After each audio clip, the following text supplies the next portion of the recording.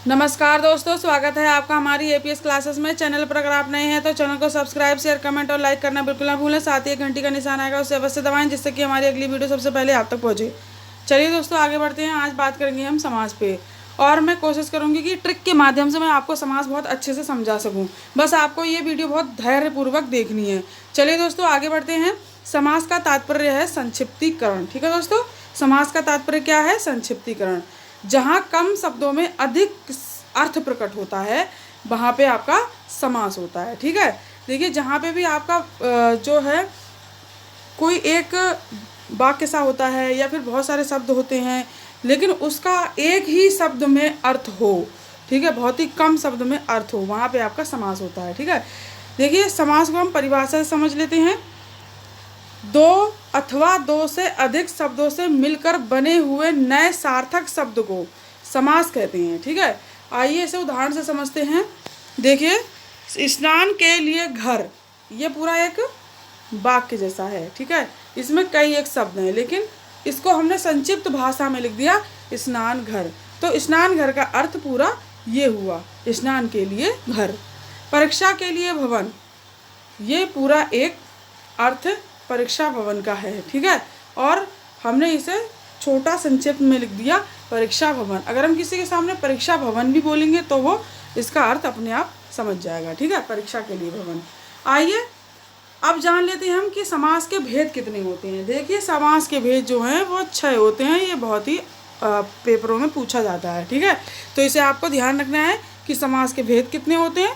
समास के भेद होते हैं 6। ठीक है, कौन कौन से होते हैं?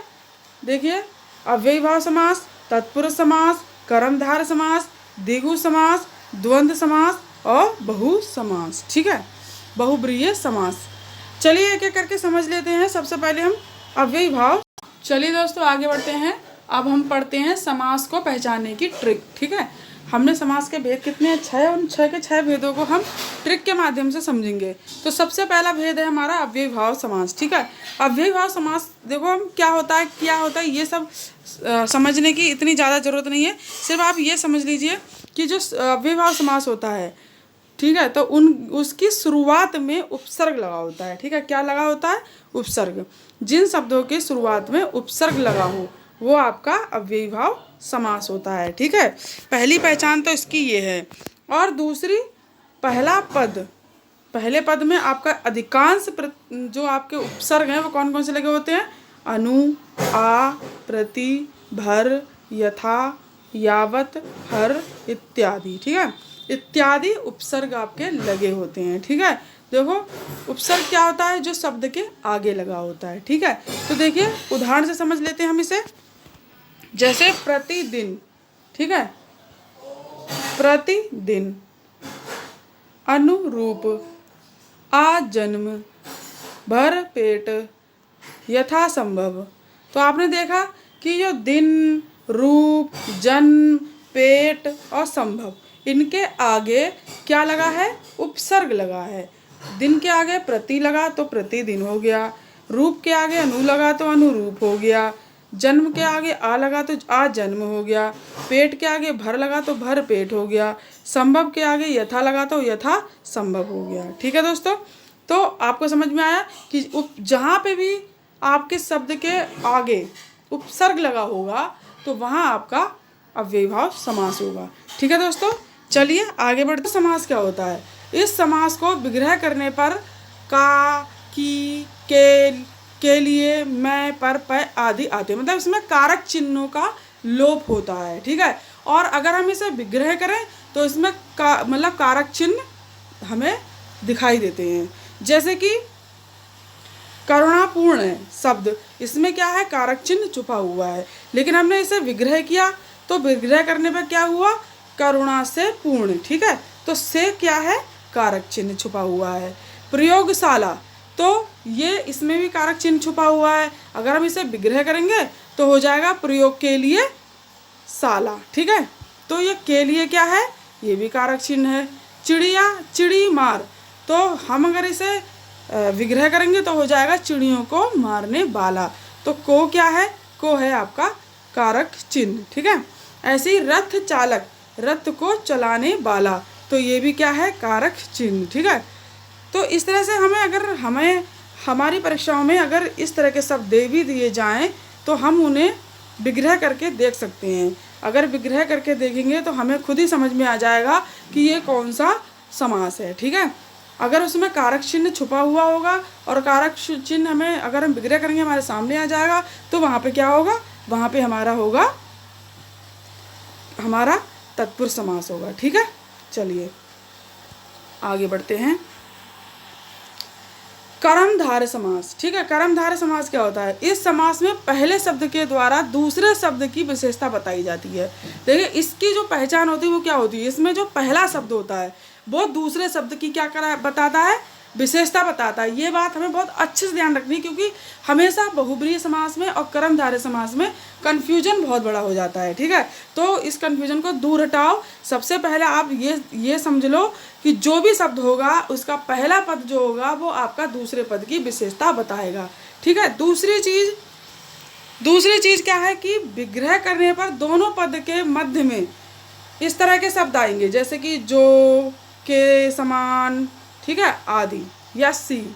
ठीक है, इस तरह के शब्द आएंगे, के समान, जो, सी, इस तरह के शब्द आते हैं। तो वहाँ पर क्या होता है, वहाँ पर आपका कर्मधारय समास होता है, एक प्रकार से तुलना जैसी भी होती है। ठीक है, तो देखिए उदाहरण से समझ लेते हैं हम।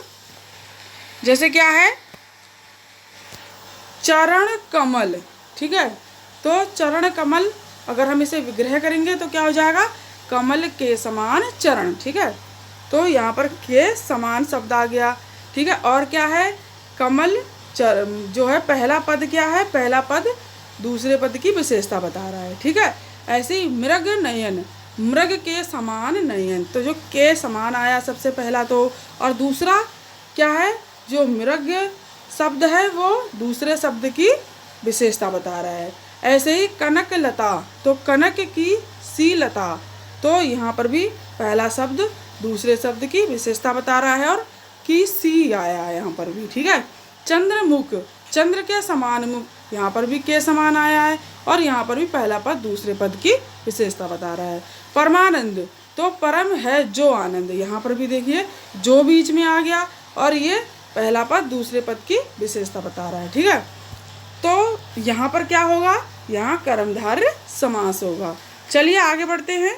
अब है द्वंद्व समास। देखिए द्वंद्व समास क्या होता है, सबसे पहली बात कि इसमें योजक चिन्ह लगा होगा।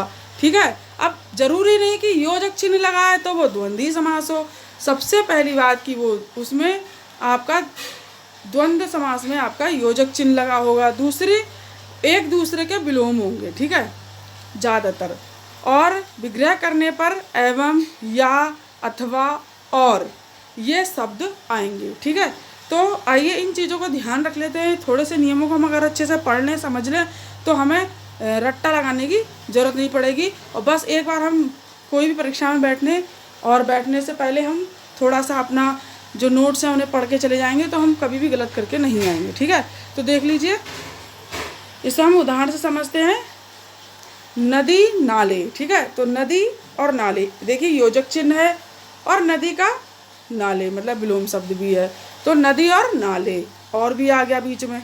ठीक है, पहचान एक तो और आ गया, दूसरा योजक चिन्ह भी है और तीसरा एक दूसरे के क्या है, विलोम है। ठंडा, गरम। ठीक है, ठंडा का क्या होता है, गरम।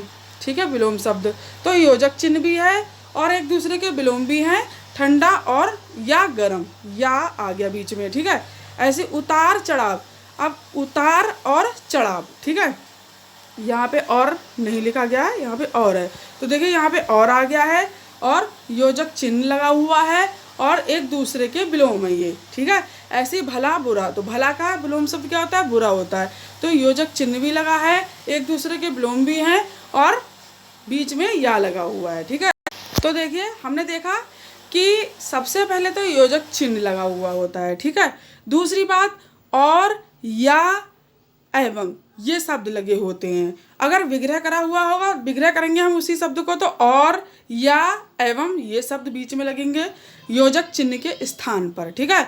और अगर ये शब्द नहीं लगे होंगे तो योजक चिन्ह लगा होगा। पर यह जरूरी नहीं होता कि जिसमें योजक चिन्ह लगा है वो आपका द्वंद्व समास ही हो। इसकी शर्त ये भी होती है कि आपकी जो द्वंद्व समास होता है, द्वंद्व समास में आपका योजक चिन्ह लगा होता है और योजक चिन्ह के जो शब्द होते हैं वो आपस में एक दूसरे के विलोम होते हैं, ठीक है। तो वहां पर आपका क्या होता है, वहां पे आपका होता है द्वंद्व समास, ठीक है दोस्तों। तो द्वंद्व समास आपको अच्छे समझ में आ गया होगा। चलिए आगे बढ़ते हैं। अब है द्विगु समास। द्विगु समास क्या होता है? जिस समास का पहला पद संख्यावाचक विशेषण हो वह द्विगु समास कहलाता है। देखिए, जिसका पहला पद होता है वो अगर आपका संख्यावाचक होता है तो वो आपका क्या कहलाता है, द्विगु समास कहलाता है, ठीक है। जैसे कि चौराहा, चार राहों का समूह, ये मतलब संख्याएं भी होती हैं और संख्याओं का एक समूह जैसा होता है, ठीक है। तो चौराहा, चार राहों का समूह मतलब चार रास्तों का समूह।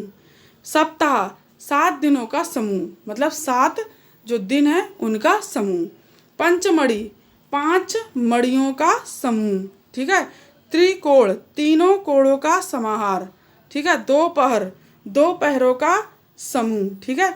ऐसी नवरात्र, 9 रात्रियों का समूह। तो आपको इसमें बस इतना ध्यान रखना है, आपका जो द्विगु समास होगा उसमें आपका पहला पद जो होता है वो संख्यावाचक शब्द होता है, ठीक है दोस्तों। चलिए आगे बढ़ते हैं। अब है बहुव्रीहि समास, ठीक है। बहुव्रीहि समास क्या होता है? इस समास में देवी देवताओं के नाम पर्यायवाची शब्द समूह के लिए एक शब्द आता है, ठीक है। इसमें क्या होता है, इसमें देवी देवताओं के नाम होते हैं, ठीक है। ज़्यादातर देवी देवताओं के नाम होते हैं, पर्यायवाची शब्द समूह होते हैं, उन सब के लिए एक शब्द आता है, ठीक है। जैसे कि लंबोदर। अब लंबोदर, लंबा है उदर, जिसका अर्थात कौन? गणेश भगवान, ठीक है। दशानन, दस है आनंद जिसके अर्थात रावण। पीताम्बर, पीत है अंबर जिसका अर्थात कृष्ण भगवान। मृत्युंजय, मृत्यु को जीतने वाला अर्थात शंकर भगवान, ठीक है। तो इस तरह से हमें ध्यान में रखना है।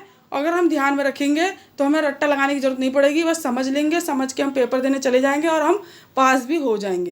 तो दोस्तों आज का टॉपिक यहीं समाप्त होता है। कल मिलेंगे अगले टॉपिक के साथ। आशा करती हूँ कि आपको समास बहुत अच्छे से समझ में आए होंगे। यदि आपको समास समझ में नहीं आए हैं, कोई टॉपिक ऐसा है जो आपको समझ नहीं आ रहा है, तो आप मुझे कमेंट्स बॉक्स में कमेंट्स करके लिख सकते हैं। मैं और भी अच्छे ट्रिकी माध्यम से मैं आपको समझाऊंगी जिससे कि आपको अच्छे से समझ में आ सकेगा। चलिए दोस्तों, नमस्कार, कल मिलेंगे।